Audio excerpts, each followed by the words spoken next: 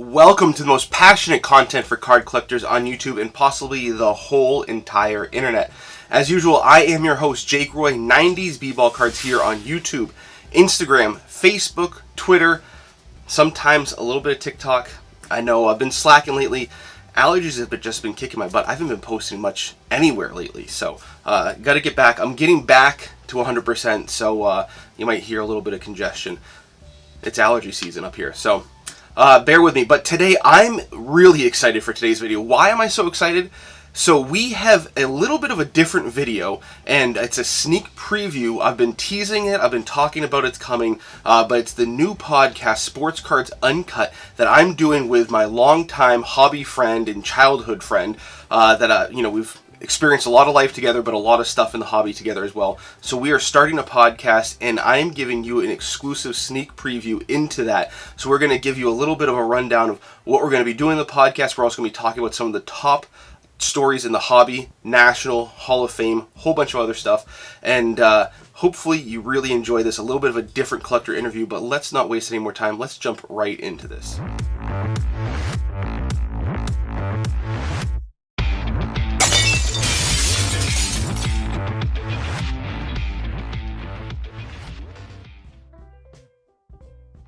All right, so today we are previewing the first ever episode of the Sports Cards Uncut podcast. So it's going to be myself and Joe, a little bit different video, not our traditional interview.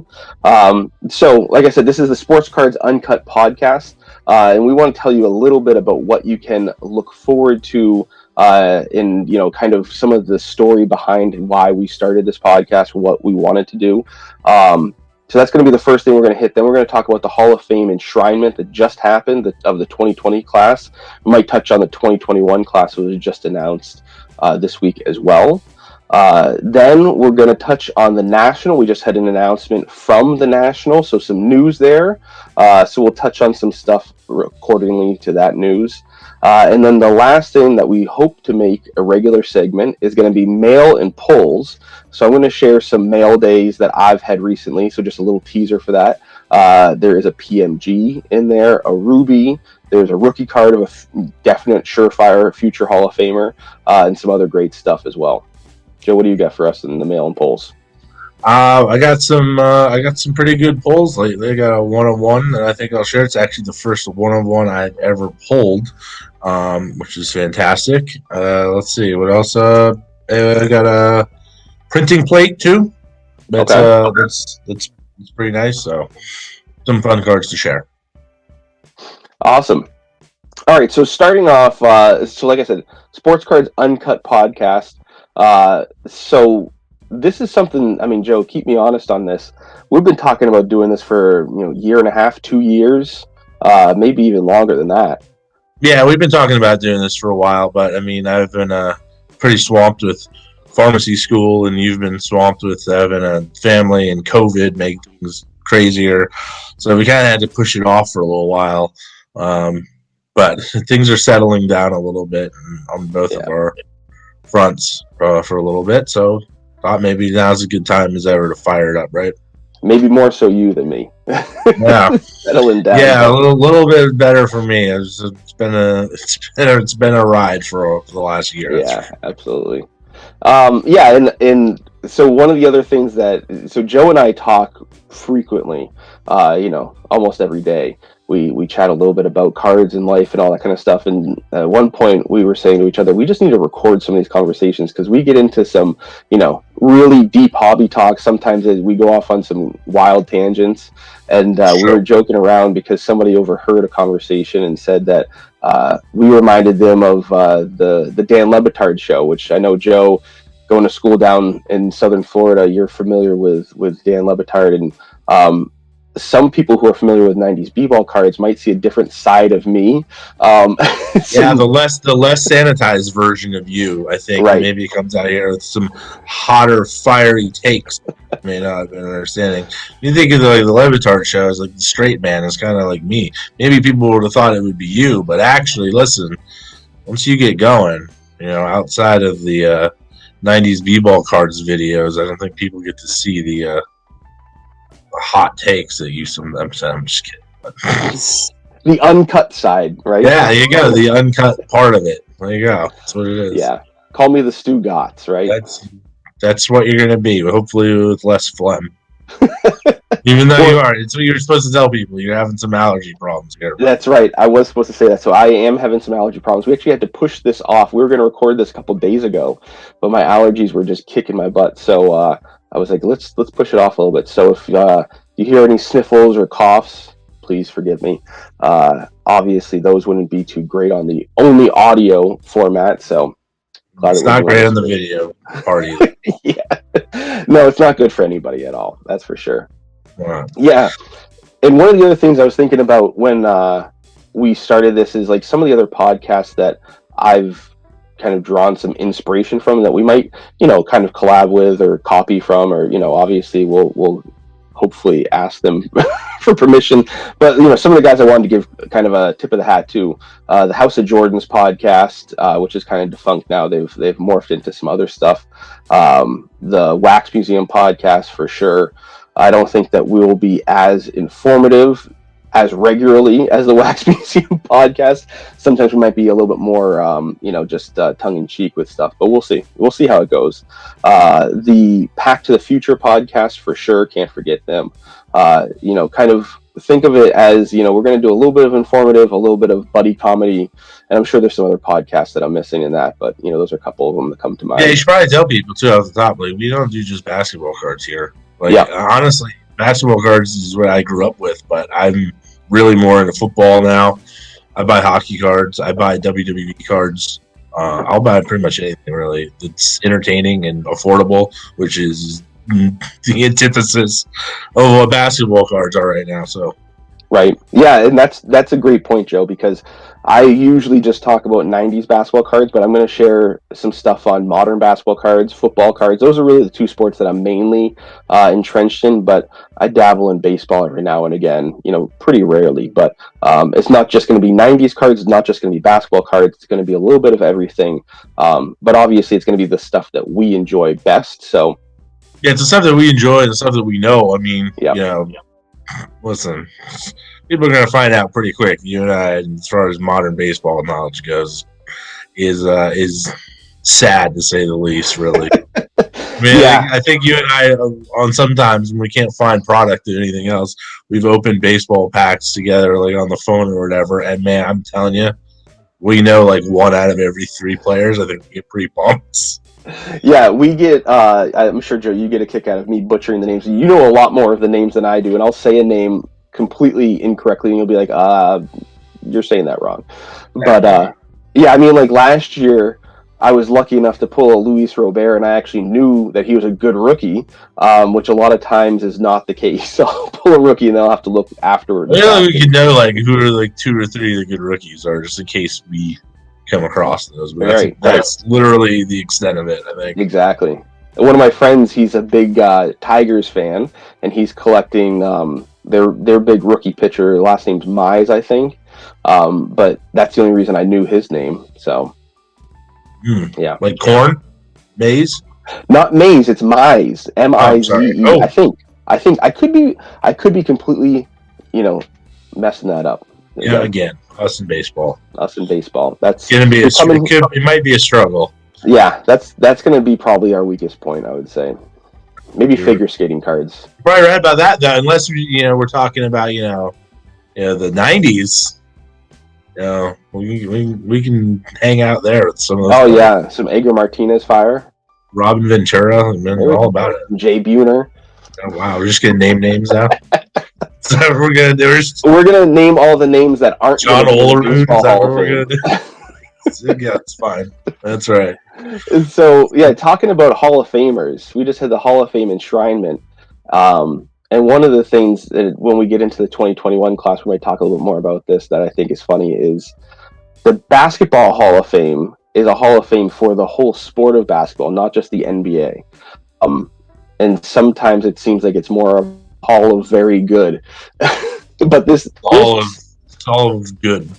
Yeah, very good, very good. I would, we'll see. Anyway. But this last 2020 class that was actually enshrined this last weekend was definitely, just full of headliners. Obviously, number one name that everybody knows, Kobe Bryant. But then right behind Kobe, we had Tim Duncan and Kevin Garnett. And conveniently, one of the guys that I collect, he's kind of my number 3 guy behind Penny and Iverson, is KG.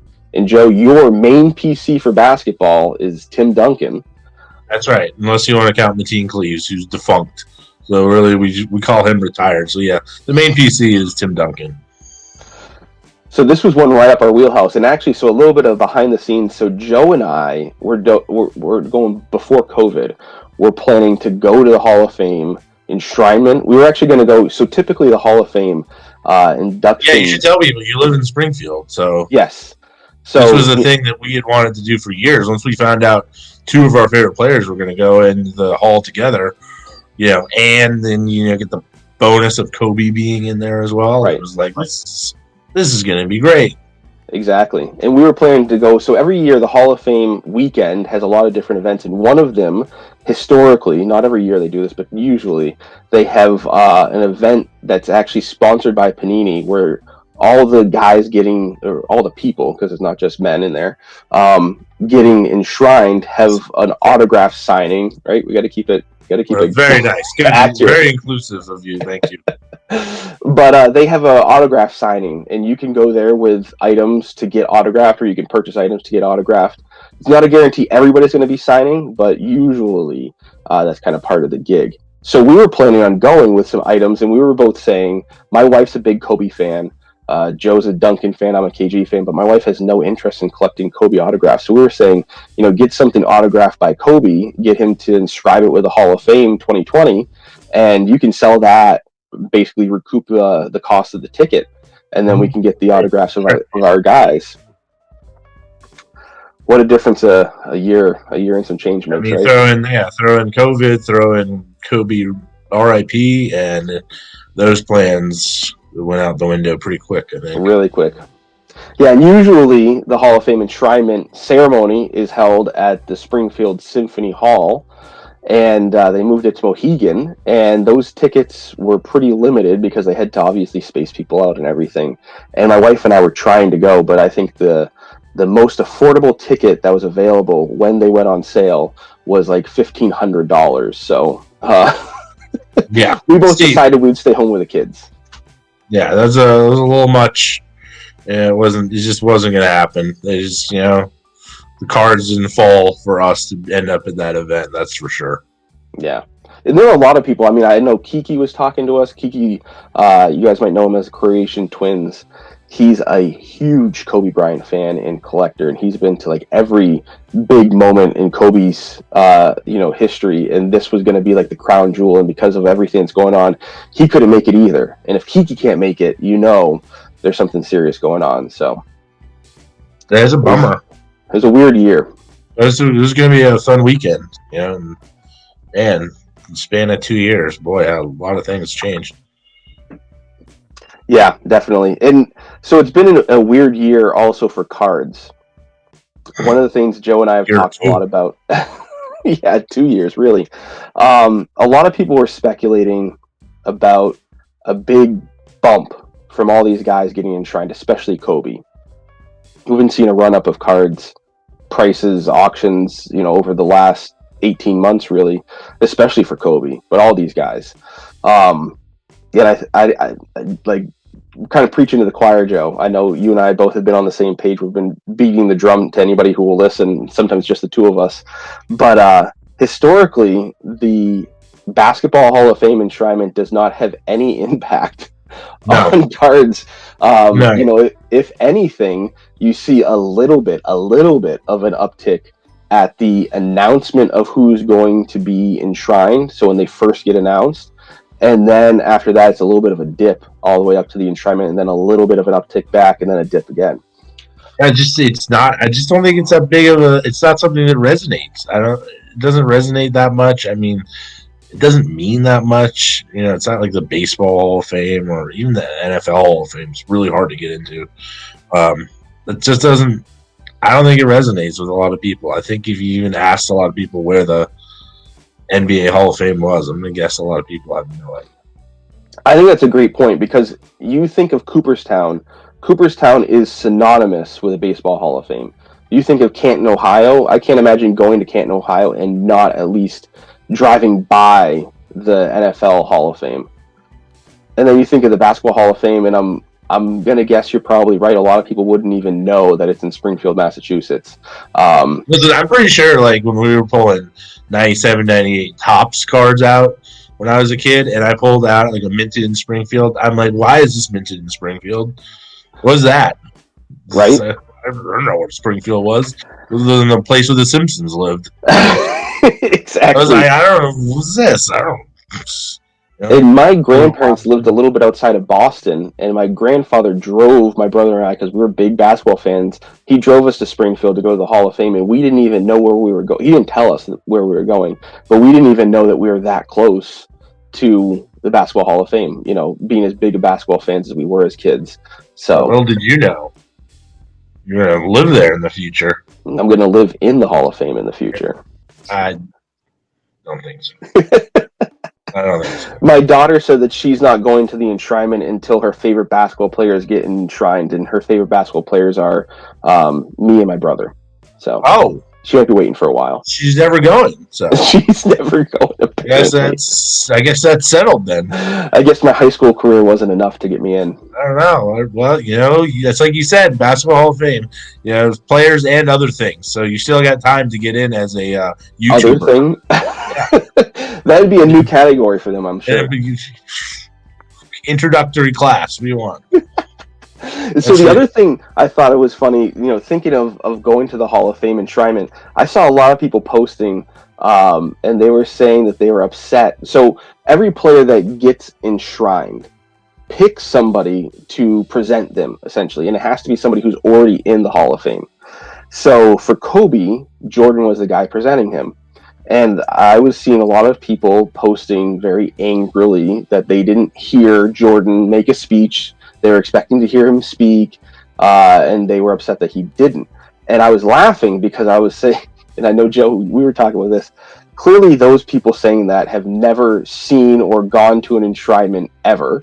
You know, I went to, the first one I went to, Alonzo Mourning and Mitch Richmond were the headliners. So, you know, Mitch Richmond, Hall of Fame, my boy. Every time. You gotta say it. So, yeah, those guys don't speak ever. And I was just laughing because I was like, yeah. And a lot of those people probably, like we're saying, the Hall of Fame induction, enshrinement of those players typically doesn't have a big jump on their card prices. And I would guess a lot of those people posting that probably won't pay attention to another Hall of Fame enshrinement until either the player that they collect is going in, or LeBron's going in, or some big name. You know, next year's Hall of Fame enshrinement is probably not going to get the same kind of crowds. Mike Tyson's probably not showing up. You don't think Ben Wallace is bringing in the crowds? He's bringing in a different crowd. He's bringing the Fro crowd. Yeah, that's all you need. You know, if I go this next year, I should see if I still have that old Ben Wallace shirt. Didn't know you had one. Oh yeah, when the high school team went to New York and I had to stay back and take my SATs because the SATs lost my scores. That's a whole other story. Josh was going, my brother, and they went to, I think, the NBA store, and they had a Fear the Fro Ben Wallace shirt. And he got that for me. I don't know if I still have that. Oh, because you used to have some out of control hair. I had a great big red afro for a number of years. Was it an afro, or was I mean, some days it was unruly hair? I think really. Some days it was definitely an afro. We let you think it was an afro, but unruly hair. It was something. It was a sight to behold, and the coaches hated it. No matter which sport I was playing, they hated it. Listen, you were just trying to add height to your. It worked. Part. It worked. Miller would always say that I was 5'10" without the hair and 6'5" with the hair. So there you go. See, that's it. That's all I was looking for. That's all you were trying to do. Just trying to help the team. Yep. So the 2020 Hall of Fame, Joe, being a Duncan collector, what did you see with your cards? I saw nothing happen. I did see somebody. There was a very, very large sale of Duncan cards actually this past week. where somebody had clearly consigned their entire collection to one of the sellers on eBay. I'm gonna get, I didn't even think about it at the time, but it really seems like they were trying to make it coincide with the Hall of Fame. Actually, now that I think about it, I didn't see anything. I didn't see anything unusual. I didn't see any spikes. Duncan stuff going for what it should have, and the rarer things obviously go for more. Yep. Anything with the name Refractor in it, people go crazy for. But no, I didn't see anything happen at all. In fact, if anything, some of the Kobe Bryants that I've paid attention to lately are going the other direction. So I don't know. I don't see it though.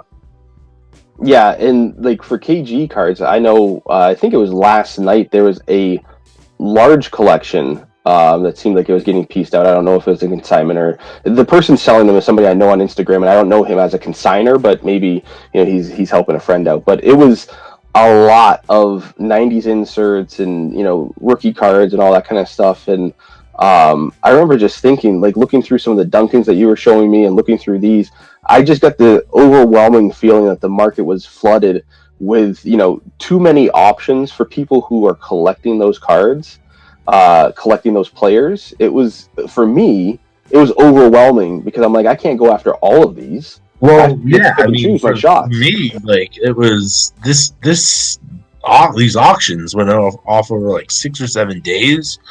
Man, I was spent by like day 3. I was like, I don't even want to look at these anymore. Every night it was like 2 hours of trying to look at these things for when times they go off and everything. And I was like, man, burnt out by the time day 4 and 5 were around. And I was like, it's not the best way to sell your collection off, because I think you can get fatigued from looking at these listings over and over again. And stuff. Absolutely. It's cool, don't get me wrong. I picked up some great stuff, which isn't in here yet, which is why I didn't advertise those as part of the mail day, because they're not in yet. But I was getting fatigued looking at all of that stuff. Not gonna lie. Yeah, and what I was seeing too is there were some of the more common, the cards that you can kind of find more regularly for KG stuff that were selling for pretty reasonable prices. I mean, lower than some of the more recent comps. And then the most rare, the rarest rookies, like his Electric Court Gold was selling for a pretty good price. Some of the 90s inserts, like I saw an Aerodynamics that was numbered to 25 that sold for a good price. The UD Slam Gold Extra Strength that I love, numbered 25, sold for a good amount. Yeah, so there were some really rare ones that were still selling for high dollar amounts. But yeah, if it's one that's not numbered to 100 or less from what I was seeing, or a rare parallel rookie, they weren't getting top dollar just because I think either people weren't paying attention, they were more focused on the Enshrinement and watching that stuff, or it was just fatigue. And like you said, like the Kobe's I've been seeing dip. I mean, one I think I was just looking at today and talking to you about was the 96, 97 Topps, just the the paper or Topps flagship, whatever you want to call it. Yeah, you mentioned that. You've been following that one for a while because you have one, right? Yeah, I have one in a PSA 9, and that had been selling for about $850 to $900 for the last 2 months, pretty consistently. And over the last really the last 4 or 5 days, it's been dipping down. I think right now the last comp I saw was like 750 or so, something like that. So I mean, a pretty considerable bump if you're looking at the percentage, or dip, I should say, if you're looking at the percentage. And that's one of those. I mean, it's a high pop card. It's a PSA 9 is nothing to snuff at. I was very happy to get that, but it's not overly rare. You'd be pretty happy that PSA 9. Yeah, I'm definitely happy now, and I like the card. That's why I wanted to keep it for now. And it's the same thing with I showed you the 99 2000 holographics. Awesome. Yep. Which is a big fan of that set. I mean, I'm trying to collect all of the awesomes actually, and it was nice to find that I had the Kobe in my collection. I was found out it was selling for $180, $200 about a month or two ago. Yep. To my surprise, which is cool. And then one went off the night of the Enshrinement for like 70 something bucks, and I was like, I mean, is that because it's going on during the Enshrinement? Is that because things are coming back down? I mean, it's a significant difference there. I don't know. I had showed you that one. I told you I thought it could be a good steal for you, but I don't know. That was a big difference though from what it had been. Yeah, I saw one sell just last night for like $80 at auction. And that's a big drop off. But I mean, one of the things we've talked about, people were listing those. I was looking, over the last year, and people would list those as gold refractor. You know it, gold refractors, baby. You know it. Yeah, exactly. And like those aren't chromium cards. Those, I mean, they all look like refractors. They all have the hollow foil. But it's always funny to see how people try to game eBay and throw gold refractor. Keywords. Exactly. Don't let the cat out of the bag. You try and game those YouTube clicks too. I know you do. Gotta put those keywords in there. I see those keywords in there. Rare and valuable, baby. Rare and valuable, baby. You're gaming the system too. Let's all do it. We got it. But yeah, I mean, that's one of those things on eBay too. If you throw gold refractor, somebody who might be uneducated looking for a gold refractor might looks like a gold refractor to me. Right, exactly. They go, oh, great, this is a gold refractor. This is a lot cheaper than the 0304 chrome gold refractor.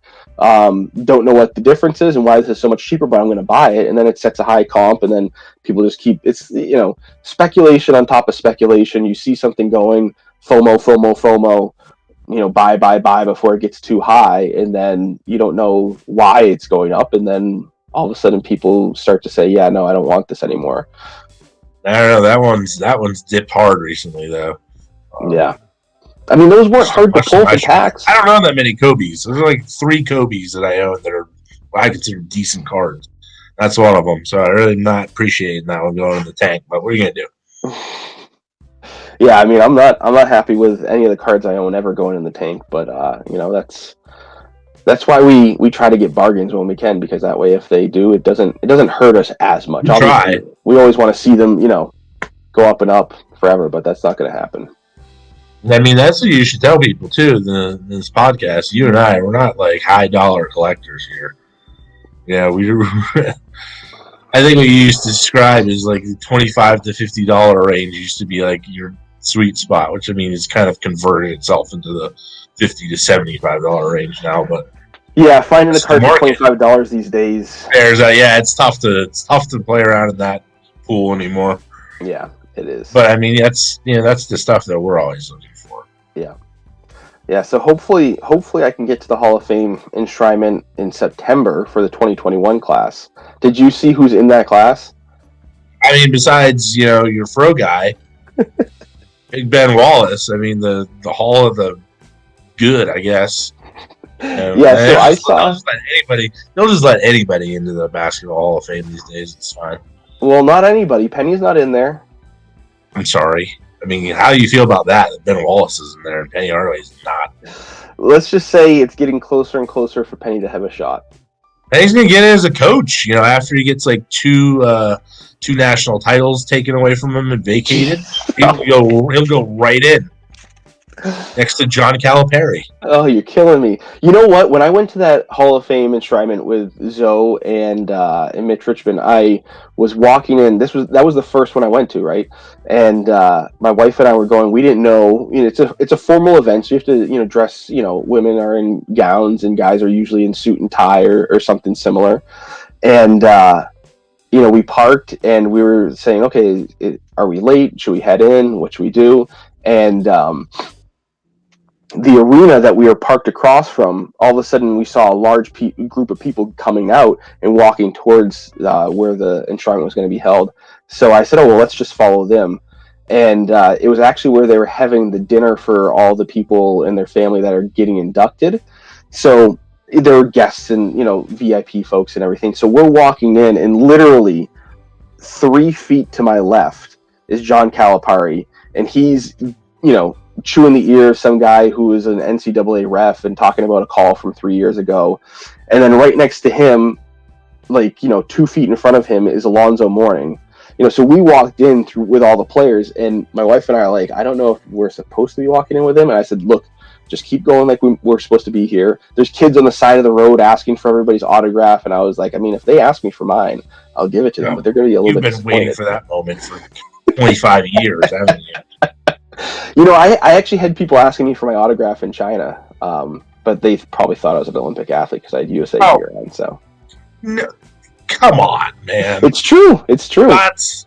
Come I had on. people stop me in Tiananmen Square to take family pictures. Olympic athletes. What do they think you did? Play ping pong?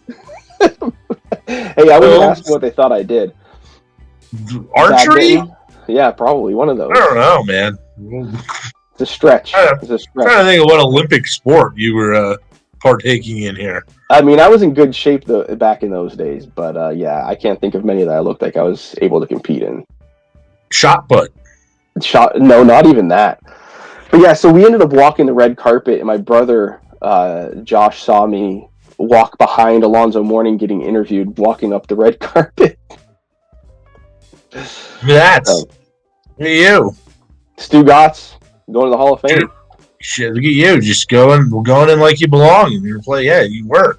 That's what you gotta do. You pulled the stew. I should share the picture that I got. My wife is not an overly tall woman, and got a picture with Dikembe Mutombo. Oh yeah. I don't know if I've showed you that picture. That's a beautiful one. I think I have seen that one. I have showed you. It's a good one. It's a great one.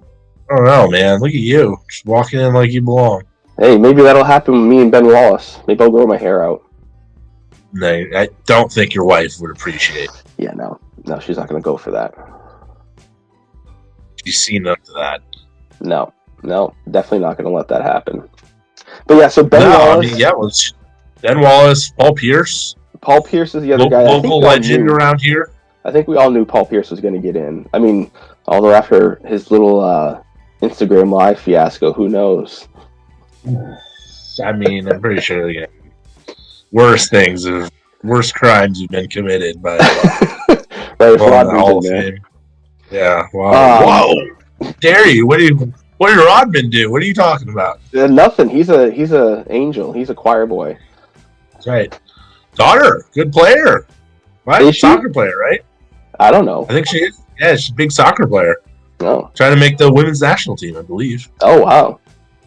Trying to get a contract in the NWSL. Yo, if I saw a Rodman's daughter card out there, I'd be all over that right now. That's to be like probably what # Sports Illustrated for kids, probably where you'd see it. You need to put some of the her and Tom Brady's like niece or whatever. Okay. I remember David Robinson's son, I think, was playing wide receiver for Notre Dame. I don't think he's still there. Well, so I did know Rodman's daughter was trying out for the national team. That's neat. Yeah, I don't remember how old she is. She's really young. She's like a prospect for him. Oh, okay. Yeah, I'm pretty sure at least that. And then, like I said, Tom Brady's niece, softball, big star. Oh, okay. I did watch the U.S. women's team play when I was in China. Jenny Finch's parents sat with us. That was interesting. Some guy had a giant bag of origami that he was making. You're sure that's not even an Olympic sport anymore? Didn't they take it away? It's not. That was the last year when we were in Beijing. That was the last year. We actually met with a guy who was campaigning to keep it. Yeah, people were mad about that. Yeah, I wasn't happy. The lack of competition, I think they said, because the U.S. just won every year. It was basically U.S. and Canada. Yep. I remember Jason Bay, when he was on the Red Sox, his sister was playing on the Canadian team, and that was a big deal. Too bad. It's brutal. Like, take away Olympic sports. It's kind of rough. I know. That's a tough one to deal with. But yeah, I mean, hey, listen, you see any cards of those people, I pick them up. You never know. Never know where those cards are going to pop up. You love the SI Kids cards. Yeah, you gotta zig when people are zagging. Don't zag too hard. People don't like zag that. when people are zigging. I don't know. Which one are we supposed to do? Are we supposed to zig or are we supposed to zag? We're supposed to do whatever everybody else is not doing.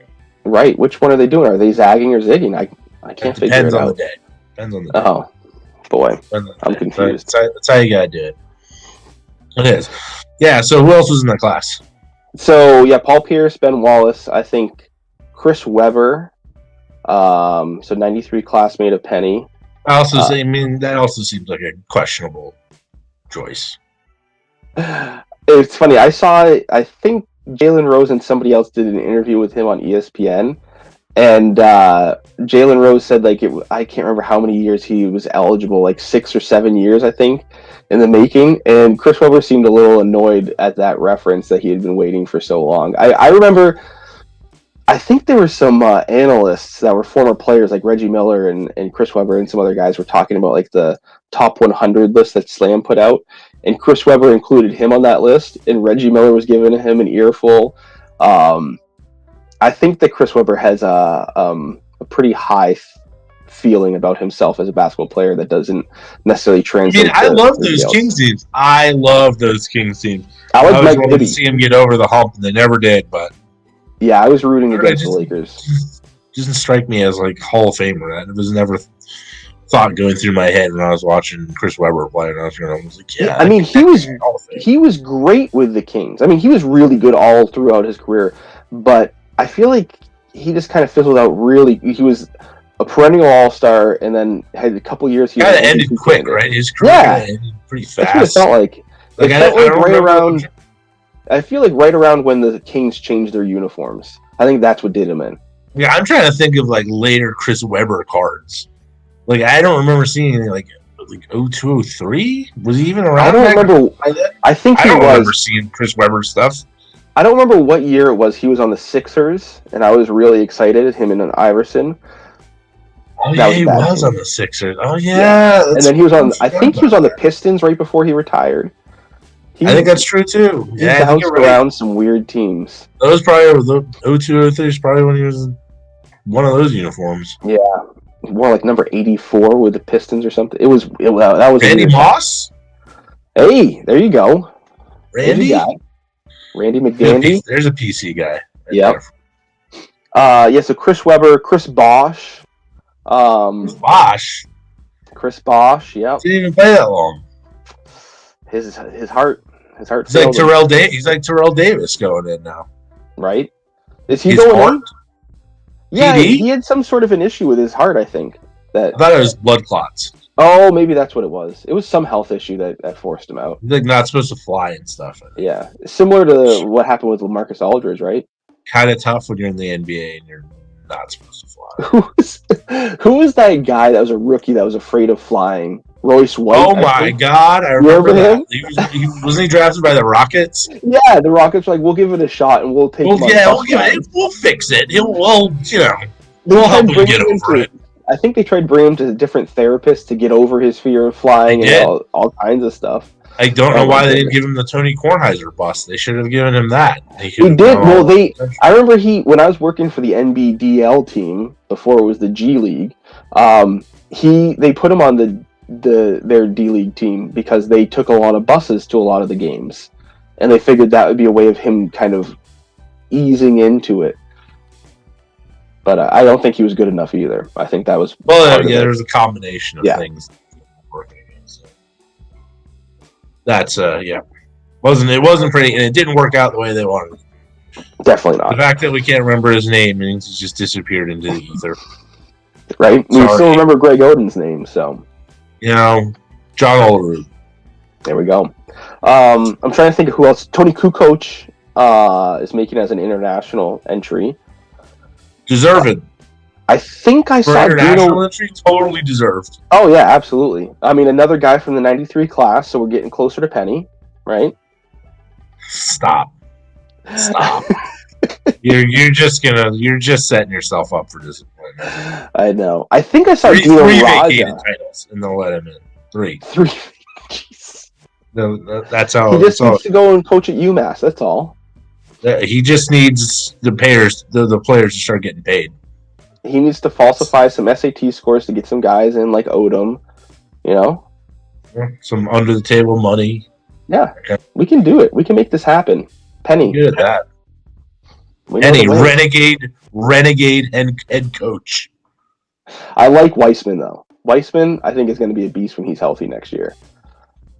Sure. You say so.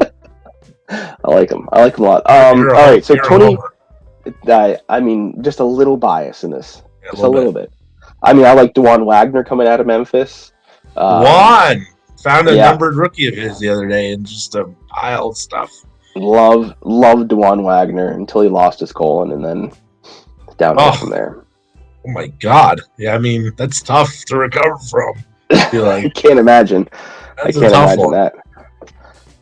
Yeah, I mean there are a lot of guys. But yeah, so Tony Kukoc. Didn't you say Bill Russell's a coach? Yeah, Bill Russell's getting in as a coach. Yolanda Griffith is making it in. I loved watching her on the Monarchs. And Lauren Jackson, I mean, one of the Lauren Jackson's great. She was one of the greats in the WNBA. So those are the names I remember. I'm sure there's probably some others that I'm missing. I remember seeing a list of finalists, and I saw like Michael Cooper was a finalist. Tim Hardaway was a finalist. Yeah, I'm seeing these names, and I'm just. Well, he's a little. Hardaway has some stuff. Speaking of the Levitard show. But yeah, I'm seeing some of these names, and I'm like, Penny's better than this guy. Penny's better than that guy. I'm always comparing. I'm always comparing whoever's on the finalist list to Penny. Hey, you know what? I feel like, them letting Chris Bosh in is right there for your argument of don't need a long career, just needed a good one while he was around. Well, did Grant Hill get in? I think he did, right? I'm pretty sure Grant Hill definitely in. Yeah, so I mean... Grant Hill would get in for his college exploits, too. Yeah, but he only played 2 years at Duke. Oh, maybe not then. And I mean...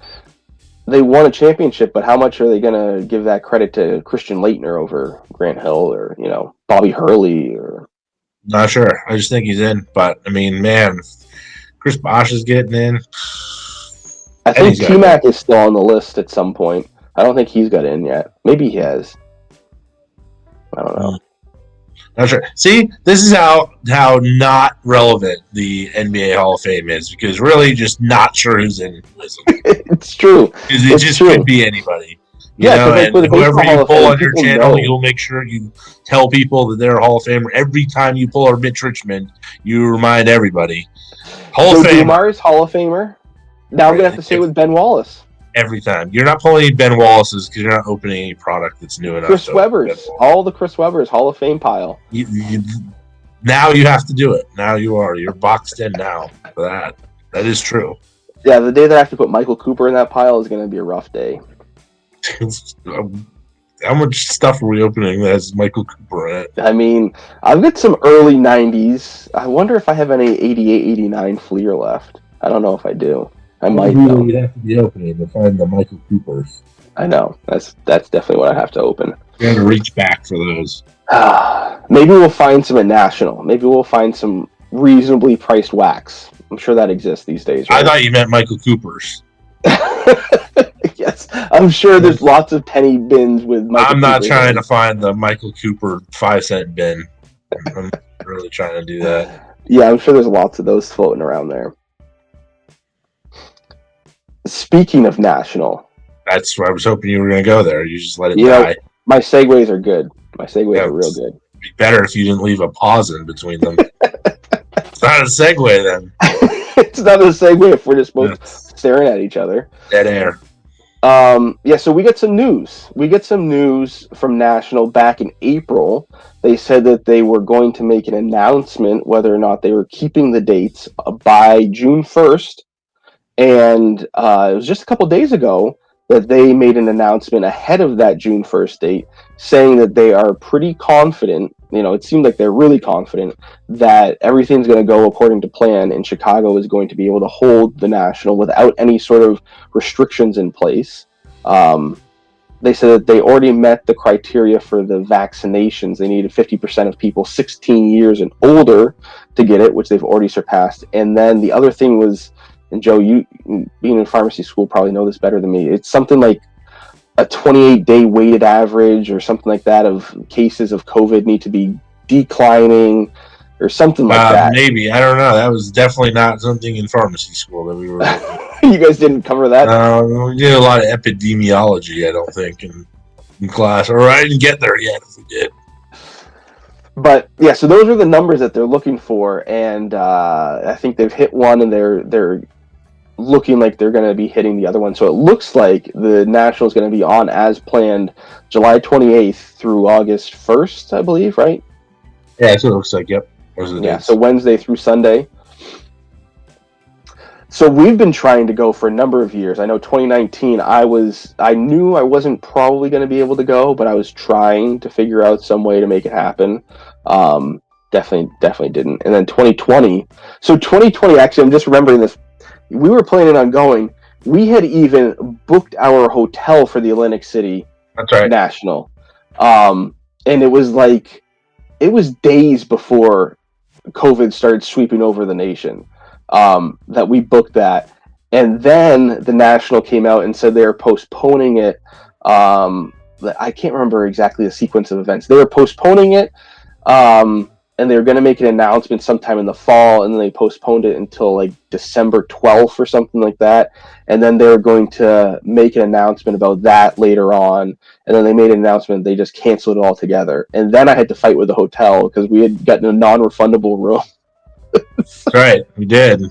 It was a legitimate. I feel like a legitimate claim, and they did give you your money back there. They did. It took a lot of calls and a lot of going to this person, that person. But part of the problem was on me. I booked it through Priceline, and a lot of times those hotels don't like when you book through opaque sites. So, yeah, I think that was probably part of the problem. Yeah, probably. But they did move it back. I think I remember them trying to move it back to December in a last gasp, and then that wasn't going to work. I mean, everything got worse once winter came around, so that was never going to happen. Yeah. So this year it looks like it's going to be on. Have we booked our hotel yet? I know you were taking care of that. We're looking at it right now. We're looking at it. So by the time you're watching this, we might have already booked our hotel. Probably true. Maybe. Still need to book our flights, but those are a little bit easier to get.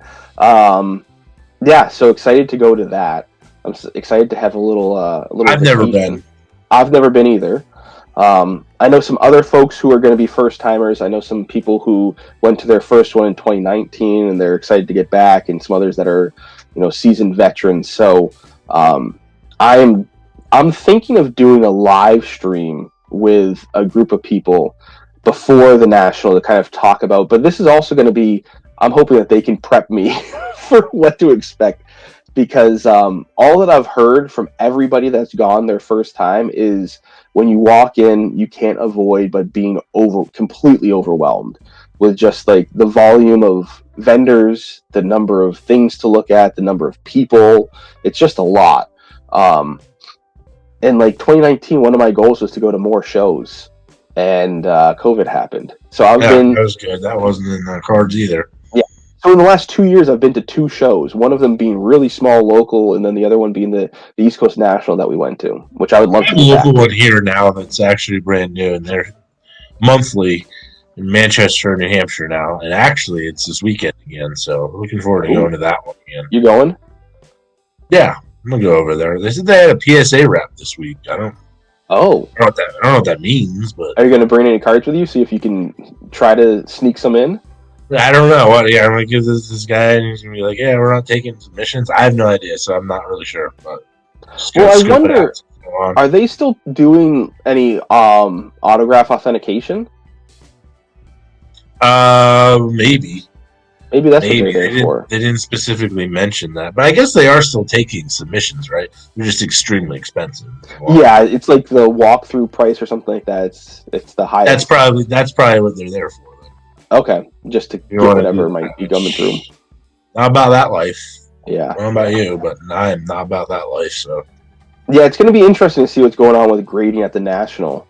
Because the East Coast National, we went in with, our game plan. We just booked it to the BGS table to get our RCRs in.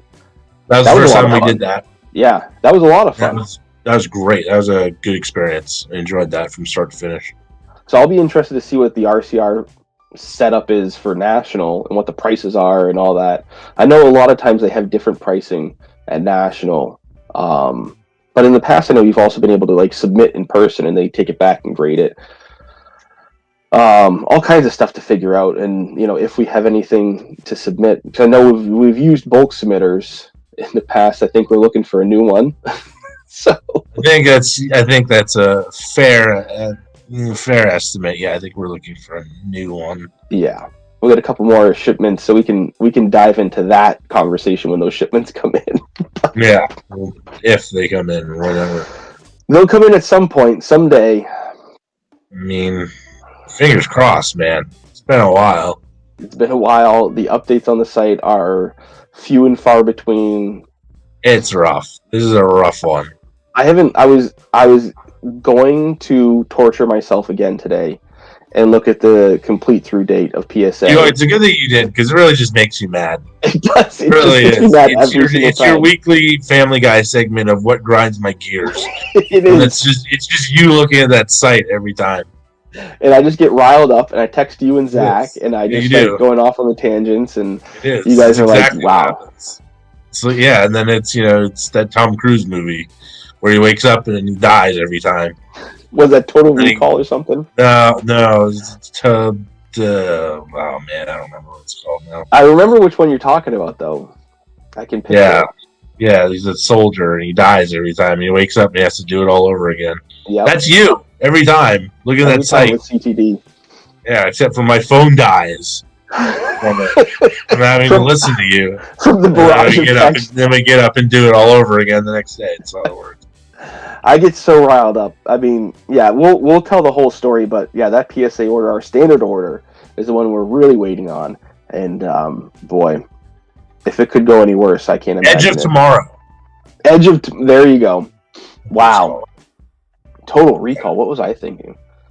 Arnold Schwarzenegger, like Arnold on Mars. Schwarzenegger. Yeah, it's Arnold Schwarzenegger on Mars. In the Synths or something like that. I haven't seen it.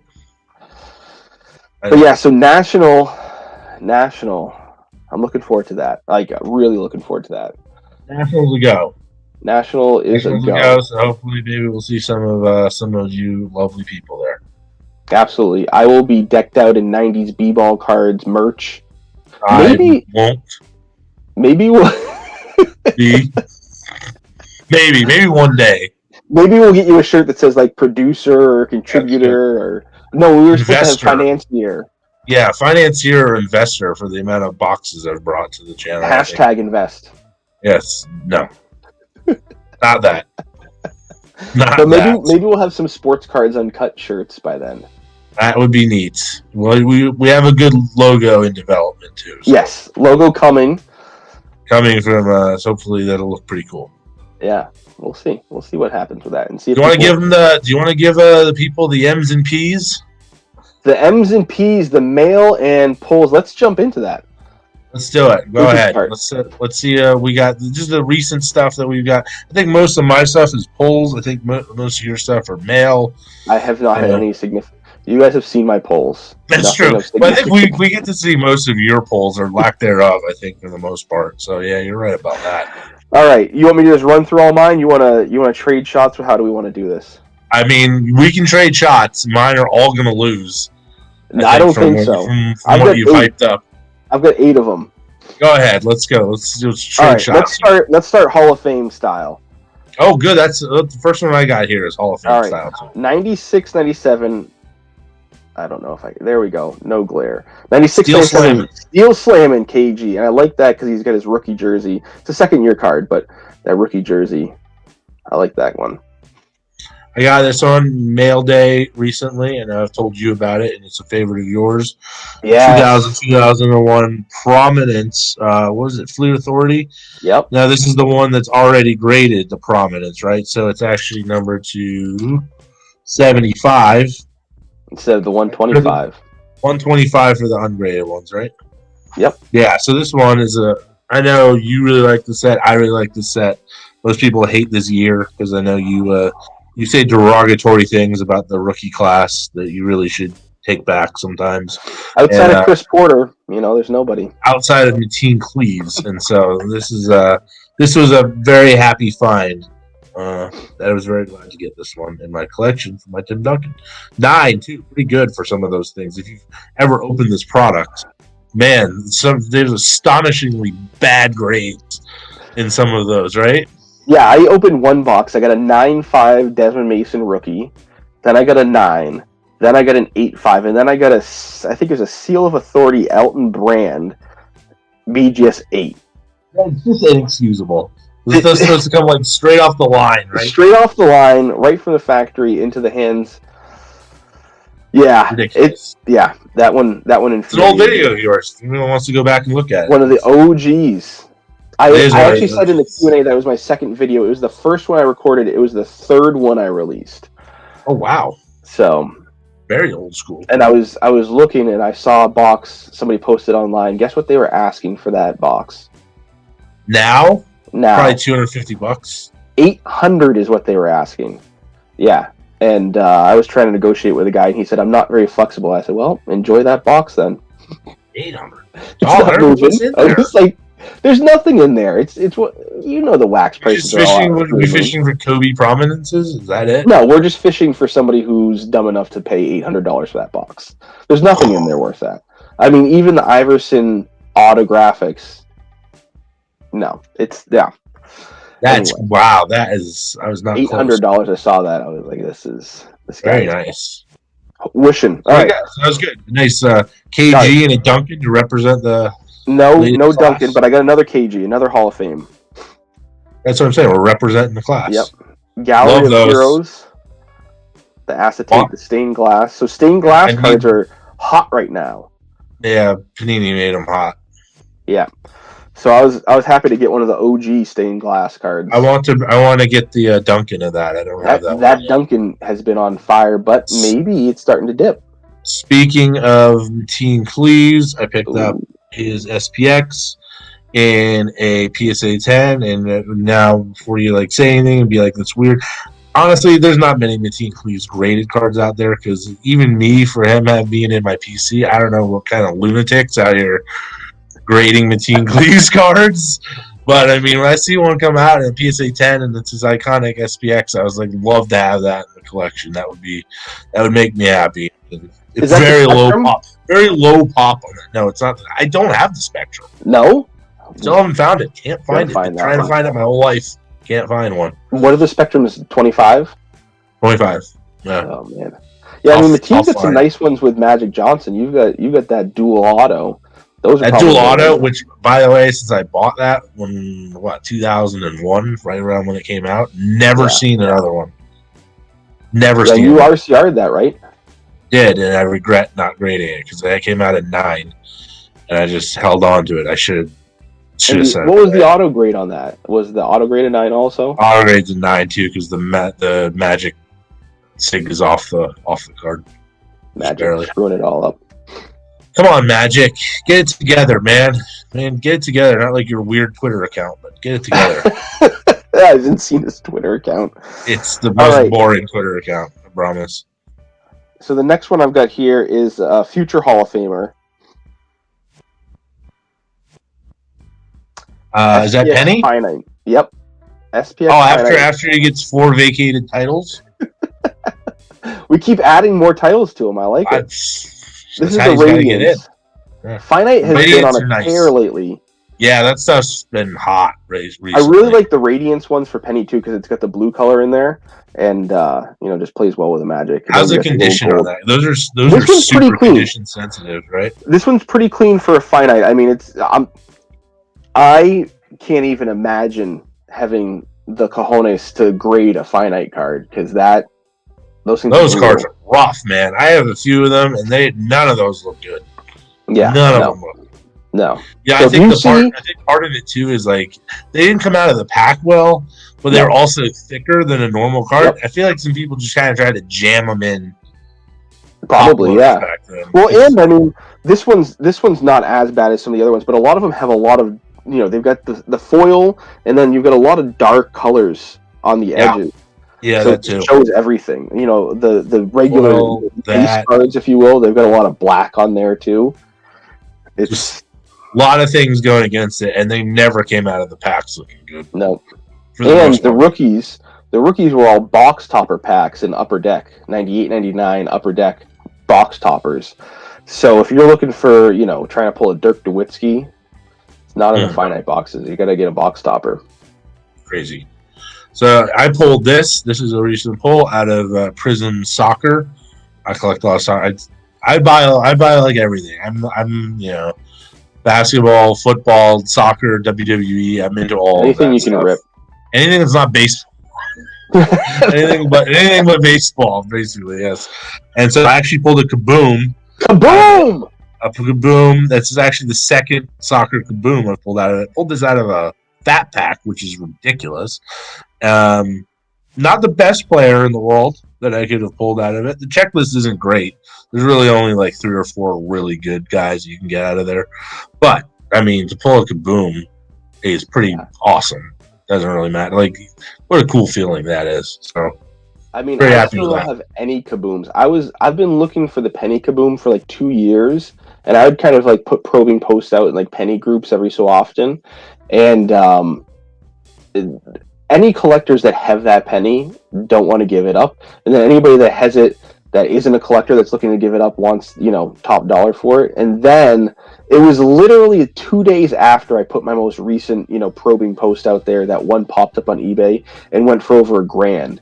And that's now off of the list of pennies to obtain. Unless, unless something crazy happens. Yeah, I mean, I think I remember scoffing at the Duncan one for like $99 multiple times. Yeah. And I'm sure that's just unattainable now. I think the Duncan one's like a horizontal one, too. Looks weird. Oh, is it? Okay. I know the Shaq is. Strange. Yeah, I think the Duncan one is, too, which doesn't really feel very kaboomy. No, I like the vertical Kabooms better. Yeah, so I mean, it's not the best one anyways, but I mean, I just realized that we were on a podcast too, and I should have showed it. I said, this is Leandro Trossard. That's what I should have said. I didn't say the name. The audio listeners. That's all right. Yeah. I'm sure they'll forgive you. So keeping with the Prism theme, here's one that I picked up. Base 2012. Love it. I've got the silver. I picked up the silver a number of years ago, just in the nick of time too, because those things skyrocketed, and I was like, you know what? I need to have a base. Who told you to get that? Oh, that was one that Nostradamus over here, Joe. That was me. So one of the things that Joe is really good at that he doesn't toot his own horn enough is he'll see trends forming in cards and kind of say, hey, I think I have a hunch that this is starting to happen. And you were early on the 96, 97 Chrome, and part of the reason why I picked up that Jordan for like $20 and then was able to trade it for $250. And the same thing with the Prism Silvers. Now, the funny thing you guys will come to know with Joe is sometimes he has a hunch on these things and he doesn't act on them, and then starts. I don't have enough money to act on. Sometimes that's part of the problem, right? Yeah. If only. I know. Only had unlimited funds, man. I'd be doing great. No, I can't. Yeah, I have these hunches and I can't really act on them. You did. I had the hunch about the Jordan. You went and got it, not me. Yeah. Not me. Not that one. The Jordan's back down now. I think it's like $50 now. I tried to get that Tom Brady in that first Prism silver when it was selling for $300-400 on eBay, and that was just out of my range. Now it's a $12,000 card. I mean, sometimes you just don't have you can see it coming, but I just didn't have the funds to execute the move. It might be more than that by now. That's unbelievable. Wow. If you remember, I opened a box of that stuff because that's right. I was onto it because I knew I was like, this stuff's about to take off, and I got a box of that first year Prism football for $200. That's a $4,000 box now. So crazy. $4,000. I don't even. What people's trying to get the Brady silver and the Brady red out of there. That's about it. I don't know what else you're trying to get. You get some nice Cam Newtons out of that. I got the red Cam Newton. I got the Dante Hightower silver. Oh, that's right. Yeah, it's numbered to like 75. That one's great. I mean, that's for Patriots, man, that's terrific. Got a Owen Daniels silver auto numbered to 25 for all the big Owen Daniels fans out there. There's a lot of them, I'm sure. No, but speaking of football, let's show the next one that I got. Actually, the card shop guy that I know actually knows I went to the University of Miami. I'm a Patriots fan, so there's some small crossover there. I'm a big Vince Wilfork fan. He actually put aside for me. Somebody brought in a printing plate. Okay. from 2011 Tops, I think this is. Yeah, this is 2011. Cam Newton's rookie year, I think. Yeah, and that's also the Mike Trout rookie year. Yep, that's right. That's why this is an iconic-looking top set, because everybody remembers the Mike Trout. You drop in that baseball knowledge on people. The little bit I know. It's, we're really exhausting it at this point. And that's, so this Vince Wilfork printing plate, not a big printing plate guy personally, but Vince Wilfork doesn't have that many cards out there, so something like that is pretty cool to have in there. What does it say? What color? I know they have like 4 or 5 different colors of printing plates. Yeah, it does. Yellow. That's the yellow one. Okay, cool. Yellow printing interesting. Plate. 2011. It says this plate is a one-of-a-kind collectible, except for the part where there's like 4 of them. But thank you. It's all right, Tops. I'm on to you.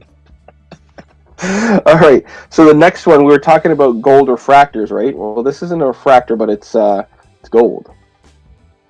Oh, yeah, I like those. Yeah, 2000, 2001 Fleer Game Time. Extra. Is that one of those one-and-done sets? Yeah. This one I really like because it was like Fleer's foray into chromium cards, because the part over here where you've got the jersey is kind of chromium. It looks a little... Yeah, I always liked that textured side over there. Yeah, I loved that set when it came out, but that rookie class kills it. Settle down over there. Settle down. I got a Prism Silver. This is last year's Prism, or no, this is this year's Prism. Okay. Soccer of Miguel Almiron. Plays for Newcastle United. His significance to me is that he is Paraguayan. He's from Paraguay. I'm from Paraguay. He was actually born in the same city as me. So he's a big national hero to me and a big PC guy for me. So to have his Prism Silver, it costs like $2. Not a big one, but to have it in my collection, I'd love to have it there. Are you there? Jake? Whoa. I think we lost Jake. Either that or he was really stunned by how great that Miguel Almiron was. And now he's looking around, trying to figure it out. He's not sure. Jake, are you there? Jake, are you there? I'm here. I'm back. Welcome back. Welcome back to the show. I was just telling the people you were so stunned by that Miguel Almiron and the Paraguayans that were on the show here right now. That you just had to have a leave. I was just trying to give you some space. I just wanted to give you your platform. That's what you did, and I appreciate that. That's good. Paraguayan pride. You gave Paraguay some airtime. That's what's important. There you go. The diversity here. All right. We are. That's right. The next future Hall of Famer. Another penny. Here's the Ruby. Another penny. Yep. 96, 97 Skybox Ruby. So this is the Series 1. So these are harder to find. These are definitely the ones to get, because the Series 2 has some of the subset ones, and those are a little bit easier to get. What year was that? 96, 97. Okay, because those are the attainable ones. Yeah, these were box toppers, if I remember correctly. So you get like one per box in Series 1. And I was going to say, you didn't pick up a 97, 98 Ruby and you not know about it. The Todd Day? Penny? No. Yes, the penny. Yes, I know. You and your Todd Day. Yes, no. I meant like one that people care about. I think I would have known. Yes. Yeah, no, 97, 98. And, I was looking at a 97, 98 Ruby of Cliff Robinson that sold the other day for like $140 at auction. Cliff Robinson, RIP. R.I.P. RIP, I know, recent. RIP and Survivor alum. Really? He was on Survivor? Backstabbed. Blindsided. Didn't see it coming. Jeez. Poor Cliff. Poor Cliff, indeed. Poor Cliff. Well, speaking of rubies, actually, I guess this one's red. I pulled out of WWE. Actually, this is the first ever one-of-one that I've ever pulled. Is it the best person in the world? No. Shayna Baszler. It's probably not worth that much. I would guess I could probably get maybe $50 for this. Maybe not. I don't know. But it is a one-of-one. It's the only one-of-one I've ever pulled. Unless you count printing plates. I pulled a Doug Baldwin printing plate once, but I think that's I consider that like a 1 out of 4. 1 out of 1. So I was pretty thrilled with this, though. I'm like, all right, cool. First 1-on-1. Wish it was someone better, but I mean, what are you gonna do? So the red color, is that the variant there? Yep. The red always is for the tops, at least for, I don't know, I assume they do it the same for baseball. I'm not sure. Red is always 1 of 1 unless it's chrome. And then chrome, obviously, the super refractor is always the right 1 of 1. So they bump everything up. Congrats. Damn. I mean, hey, it's nothing to shake a stick at. Yeah, that and the Kaboom are killer pulls. Killer pull is really rare. You'd like to pull better players, but yeah, I'm getting the rare stuff. I can't really complain. Yeah. Yeah. All right, the next one I've got here, I need to recase this. I haven't recased it since I got it in. So this is the future Hall of Famer I was talking about. So this is 0304 Upper Deck LeBron City Heights. So this is a rookie year insert. And I know some people love lenticular. I'm not the biggest fan, but I thought with LeBron's ties to Akron, I do. I really don't. I mean, there's a few lenticulars that I like, a few, and there's the rest of them I really don't like. But I thought, this is a cool one with his ties to the city. So, and LeBron rookie year stuff is... You going out and getting lenticular cards. Yeah, that was actually a card I got in a trade. Yeah, and I traded another lenticular, one of the better ones, the Noise Boys, to get that. No, you hate those things. You're just over here dabbling in the lenticular market, apparently. Right. And then the last one I guess I have to show actually came out of the same blaster or box. I don't know. The hobby boxes look like blasters for these WWE cards, but they're actually the hobby things. I pulled the Bianca Belair auto. Gold, that's numbered to 10. She main evented the Saturday night of WrestleMania, beat my favorite wrestler, unfortunately. But gold, numbered out of 10, that's a really good pull. Maybe even gradable, to be honest. So, pretty happy those two came out of the same box. Pretty impressive. So, either that stuff's really loaded, or I got really lucky. Not really sure which. Or both. Who knows? Or maybe both. I don't know. I'm on a hot streak right now. All right, the last one I've got. This is the PMG I teased. Oh, I don't think you know about this one. Maybe you do. I don't know. I don't know about that one. So the 99 Metal Universe PMG of Antoine Smith. Wow, Patriots legend. Yep, when he was with the Bills, PSA 6. Wow. This might be a pop 1, none higher. I don't know. I haven't looked at the pop report. Antoine Smith, it might be a pop 1, none higher. Yeah, but these ones are numbered to 50, and this is number 48. What's the number on the back? 48 out of 50, which I think is, it's not as cool as being 49 out of 50. I love those old school stamp numberings like that are just right. Little, messy. Those just look cool. Sometimes they're kind of mismatched font. Yeah, it looks like a mess sometimes, because, that's like stuff from... It was so rare for any of us to find back then. Right. And when we're picking up cards at Ames, we weren't exactly pulling numbered cards out of there every day. So definitely no PMGs in those packs. No, none of those or anything like that. Yeah, I have that same PMG. I have that in a tie law. Yeah, and I have another one. I have a Jason Elam from that same year. Yeah, you do. I love that one. I'm debating whether or not I get that graded at some point. I would like to get the tie law graded at some point. So. Yeah. Jason Elam, all-time great kicker. It was the record holder, if I recall, for a while there. Was he? I know Morton Anderson had the record. Did he beat out Morton? No, Elam was the record holder. He's cheating because he's in Denver. But I think, he got broken by, what was it, Brandon McManus or something, who's also cheating in Denver? Oh, yeah, that's right. McManus, wow. Yeah, Elam had that record, I think, for a while, like 63, 64 yards or something. I don't know. Does Elam make the Hall of Fame? No? Are you an anti-kicker? Kickers don't get in the NFL. The only kicker making the NFL Hall of Fame is going to be Vinatieri. Well, did Ray Guy make it? Punter, right? Oh, he's a punter. Okay. Well, he uses his foot. He did make it. he was the first punter to do it. Is he did other punter? Did he do? Yeah, did he do other stuff too? I'm not sure. Not really sure. He is there, but yeah, that's no. Vinatieri will be the only kicker that goes in. Janikowski? No. Nope. What about Mort? I feel like Mort should be in. Mort, I mean, he was around for a while. But that was about it. He was racking up those stats. We just need his helmet, just the 1-bar helmet.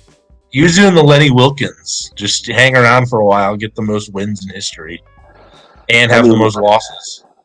Jeez, Lenny Wilkins, yeah. Player coach and coach. Oh, you're just around. Do they call those? What does the Levitar call those? Accumulators? I think that's what those people. Is that what they call them? Yeah, just accumulators. The people that are just around forever to get these stats and things. Sounds like Karl Malone. Sounds like Cal Ripken. Whoa. Don't disparage Cal. No, I'm sorry. I know. I'm sorry. One of you guys. I love Cal. I don't love Karl Malone. You make that very clear also. The two things you make clear in your show is Mitch Richmond is the Hall of Famer and Karl Malone. Not a fan of that guy. Just going to make sure nobody's confused. Gabrielle liked him, though. Yeah, every time that I wear like that USA button-up shirt or like the little figures, she gravitates towards Karl Malone's, and I'm just like, ugh. Can we not? Can we pick somebody else? Disappointing. I know. All right, well. How do you want to close this out? Do you have a signature sign-off? I mean, we'll have to formulate that over time. Yeah. Not really sure. That could be the question of the day. I don't think we have question of the day here. You're getting your platforms confused. Like we do that here. I know. Eventually, I'm sure we'll get some. I mean, it took me like 2 years before I had my little patented routines. Yeah, there you go. Just a little bit of TikTok. Just a little bit. Dude, I haven't posted on there in a couple weeks. People are going to call me a liar again. It's shocking. People got mad at me. Shocking. Yeah, it's just you need to connect with the youths. The youths. You gotta do it. Sign them off. Give them your signature sign off. If you're new here, please consider subscribing. Hit the bell icon so you don't miss any videos in the future. New videos like this, collector interviews, pack openings, top 10s, looks into my PC, and so much more. Always dropping on Wednesdays, except for when it's not Wednesday. Bonus content always dropping on Fridays. Thanks. We'll talk later. Polished. Oof, we're good.